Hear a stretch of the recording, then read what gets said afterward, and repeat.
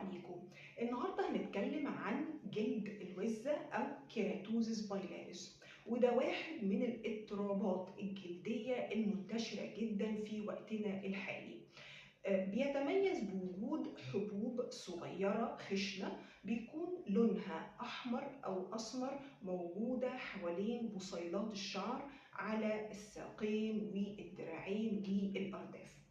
أسبابها إنه بيحصل تراكم للكيراتين في المسام، وبالتالي بيؤدي إلى انسداد المسام وقفل فتحات بصيلات الشعر النامية، ونتيجة لده بتتكون حباية في المكان اللي المفروض تنمو فيه الشعرية. العلاج بيكون عبارة عن مقشرات موضعية بيكون فيها حمض الساليسيليك، حمض اللاكتيك واليوريا.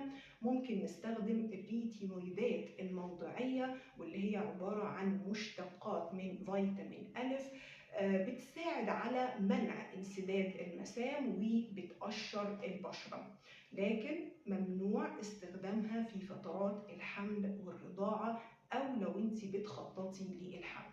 واخيرا ازاله الشعر بالليزر، ودي واحده من التقنيات الحديثه اللي ساعدت كتير في علاج الحالات اللي زي دي. تابعينا علشان تعرفي كل جديد. دمتن جميلات.